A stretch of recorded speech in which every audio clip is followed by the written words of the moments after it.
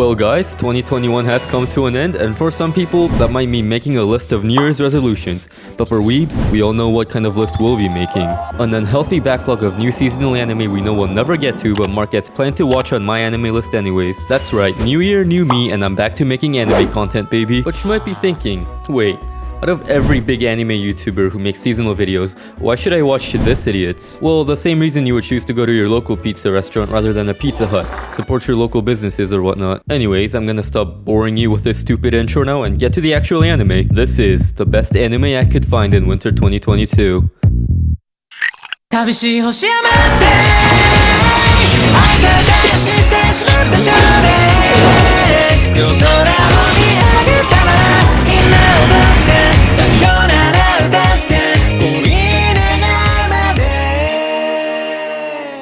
Which brings us to the question, what actually is airing this season? Let's see, Isekai. Oh hey, that one actually looks pretty. Oh, it's another Isekai. More Isekai. Wait, this isn't an Isekai? The Genius Prince's Guide to Raising a Nation Out of Debt, aka, I can't believe it's not Isekai. If you've been an anime fan for any amount of time and you read that title with trigger words like genius, raising, and nation, your brain probably constructed a basic synopsis of the show without you even realizing it. That's usually how it goes with these long title, light novel-y, not Isekai shows. You know exactly what it's gonna be about, how it's gonna play out, and what to expect before you even watch it. Let me guess, some socially awkward black-haired punk is gonna use his OP abilities to lead his nation to victory while also getting a harem of hot anime girls on the way. But I was pleasantly surprised to find out that this actually wasn't the case. Well, it kinda was. Let me explain. The Genius Prince's Guide to Raising a Nation Out of Debt, God, that's a mouthful, I'm just gonna say Genius Prince now, is actually more like a parody on the type of shows that I just explained to you earlier. The prince, while yes, is super smart, actually turns out to be a lazy bum that just puts on a noble act in front of people, while in reality, he actually just wants to sell out and retire. Unlike these other trashy power fantasy action harem, not isekai, the prince, Wayne, actually doesn't have any special powers. Actually, this world doesn't have any magical bullshit at all, which is a fresh take on the medieval fantasy genre, which I actually quite enjoyed a lot. Instead of coming in with his OP ability and one-hit KOing the entire enemy, Wayne uses strategy. Wars play out like actual wars. There are sieges, negotiations, and lots of politics. Now, don't get me wrong, you're not gonna be getting anything Light versus L tiers of mind games here, but it's still nice to see a protagonist actually using his brain for once, especially in this kind of genre. It's funny, it's different, and it's a unique take on a genre that's been played to death. The protagonist is unpredictable and pretty much defies every trope the typical power fantasy protagonist has. He's almost like a Kazuma, but like, a better person. And no, I'm not calling this show better than Konosuba. Nim. Yeah, she's best girl. You might see this generic white-hair sword-wielding chick and think that she's another generic waifu bait tsundere, but she's actually pretty chill. In the few episodes I saw, she immediately became my favorite character. That's Genius Prince. If you're looking for something similar yet different in all the good ways to some good old trashy light novel adaptation, I think this one might be worth your time. Before I go any further, I thought it'd be important to let you know that I won't be talking about any sequels in detail in this video, because, well, literally everybody's already watching them. I'm gonna be focusing on the new stuff, but here's a few shows you most definitely already know about. Demon Slayer has returned with a second season, continuing directly after the end of the Mugen Train movie. And what more really needs to be said? It's Demon Slayer. I've really been enjoying the darker tone of the new Entertainment District arc, and god, that animation just makes me nut every episode. Attack on Titan is finally coming to an end, and even if I haven't read the manga, I already know that this is gonna be a massive cultural event that'll be talked about for years to come. I obviously can't summarize everything that's amazing about this show in a few sentences, but look out for a full video on that in the future. And holy shit, the season's only just begun, but these first few episodes are already crazy. And lastly, Ousama Ranking continues to be, well, amazing. Studio Wit is popping off as usual, even in an art style resembling that of a kids show, and the tale of Pochi feels more like an epic or a fairy tale, rather than something you'd find in an anime. This show is amazing, and if you haven't watched it, you should go do it now.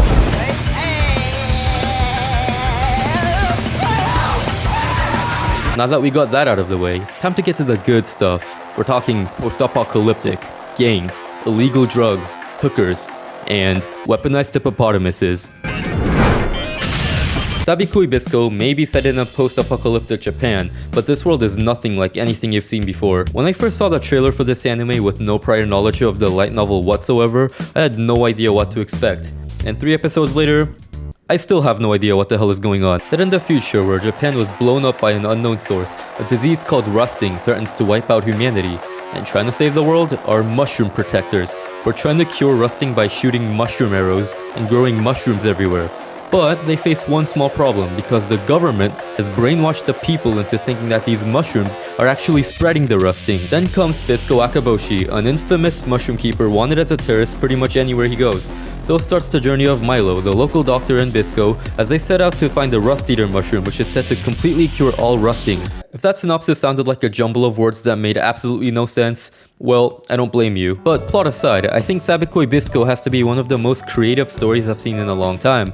There's giant crabs, the mafia wears bunny masks, airplanes that bleed, and of course our protagonist Bisco, who grows mushrooms by shooting arrows. It feels like one of those shows where nothing makes sense and you have no idea what's going on at the beginning, but as they begin to reveal more and more information about the world and how it came to be, things will eventually start connecting.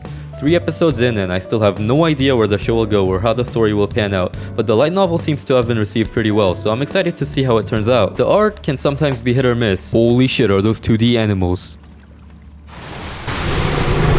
As I was saying, the animation can sometimes be janky. It's just what happens when you have a world like Sabikui Bisco. You can't expect overworked Japanese animators to hand draw every single police raptor things. But so far, nothing's felt too jarring or janky, and the fight scenes have actually been pretty cool. Look at this, they're fighting on a giant bowling pin. Why are they fighting on a bowling pin? The crab is flying. This dude just shot an arrow through an Apache helicopter that's also alive. It's chaotic, it's crazy, I have no idea what the hell is going on. Just how I like my shows. I think there's a little something for everyone to be found here. Here's a boob window for you degenerates too, not to mention she's totally badass. Yeah, I think you should check this one out. Thought we were done with Isekai? Well, you were wrong, baby, because this is the Isekai corner. Here's all the Isekai aired this season. We've got Realist Hero and Ari Fureta Season 2, neither of which I have seen, but maybe you have. An Isekai about a guy who isekais himself into the same Isekai world. A girl on life support gets isekai'd into a video game Isekai. A guy who gets isekai'd as a girl isekai. Another guy who gets isekai'd as a girl isekai, except his best friend who's also male falls for him isekai. Yeah, there's no way I'm watching all of these, but hey, maybe you'll find one of them interesting. Gojo is a high school... No, not that Gojo.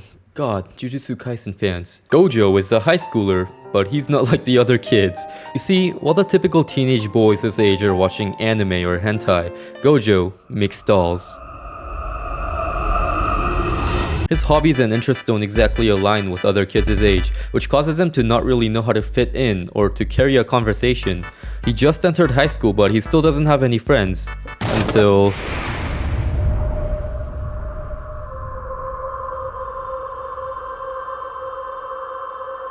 If you've been around the internet in the last month, there's almost a 99% chance that you've seen photos of this girl in literally every social media platform imaginable. And now that the show's out, did she live up to the hype? Yes, this girl was scientifically crafted in a laboratory for weebs to claim as their waifu.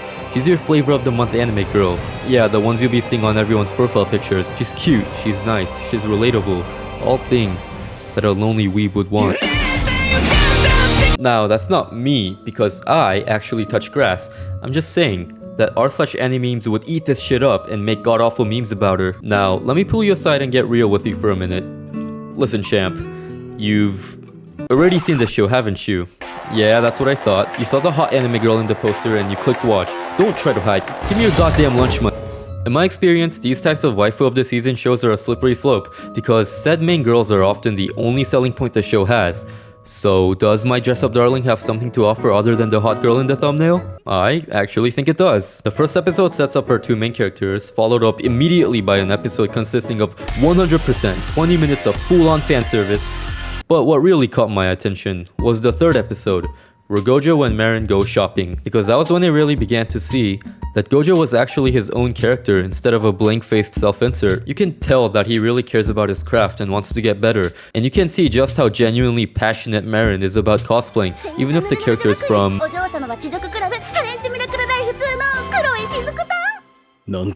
Gojo is shy and introverted, whereas Marin is assertive and outgoing. Their chemistry was genuinely interesting to see and fun to watch, and what really resonated with me wasn't the hook or the fan service episode, but rather just watching the chemistry between these two and watching their relationship grow. DressUp Darling doesn't have any gimmicks like Komi-san or Nagatoro, nor is it a pure and wholesome romance story like Horimiya.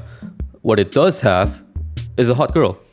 A surprising insight on what goes into making a cosplay, a cute and funny chemistry that'll put a smile on your face, and maybe even a little bit of romance. So the conclusion?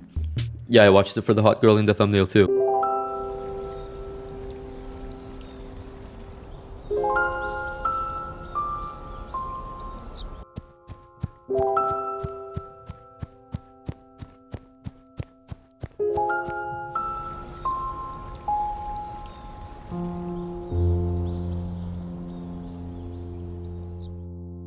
Much like Gojo from My DressUp Darling, the word beautiful is a word I rarely use to describe an anime. Hype, emotional, wholesome, exciting, these are all things that anime can be, and don't get me wrong, I love these things too, but when I say beautiful, only a handful of anime come to mind. The most prominent one being No Biori. Sure, the show looks amazing, but animation alone doesn't quite cut it. It's the cast, their stories, the countryside environment, just the overall feel of the show. These are all things that contribute to making a seemingly laid-back, comfy show like No Biori beautiful. And the beauty and the little things that happen in our lovable cast stories are really what elevated this show to become one of my favorite anime of all time. And these are all qualities that I also see in Akebi Sailor uniform, if Studio Cloverwork can keep up the amazing work they've been putting into the show so far. I know I said animation alone doesn't cut it just a moment ago, but that's the thing that immediately caught my attention when I was watching the first episode of the show I knew nothing about. When I read that title and watched the trailer featuring a girl cutting her toenails,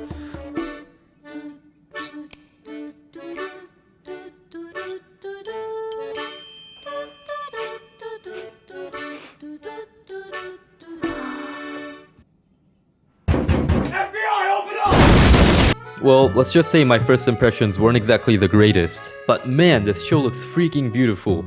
Every scene, every frame, the amount of detail displayed in the backgrounds of this peaceful countryside, the warm lighting that gives the show this comfy, cozy feel, and the way the characters are drawn with a strange emphasis on feet. We're not gonna talk about that right now, okay?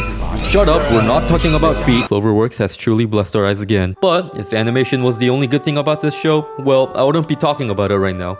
Actually, I probably would have, because there's like no other standout shows airing this season. Jokes aside, what brought me in was the animation and art style, but what made me stay, what made me actually care, was the extremely likable cast of characters. Akebi isn't the loner sitting in the corner of the classroom, she's the one reaching out to them and becoming friends with them. It's wholesome to see Akebi make new friends, and it's fun to hear them talk and getting to know each other. It's only been 3 episodes, but I already think the chemistry and dynamic between our main girls is fun as hell to watch, and I can't wait for more characters to be introduced. Joy, wonder, nervousness, courage, these are all emotions this show handles, and it conveys them masterfully.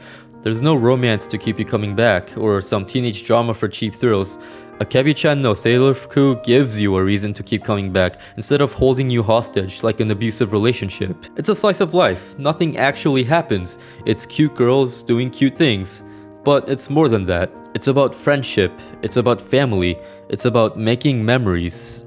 Akebi Sailor uniform is not for everyone. In fact, most anime fans will probably be put off by the slice of life genre in the first place. But for me, this show just might be the standout anime of the season.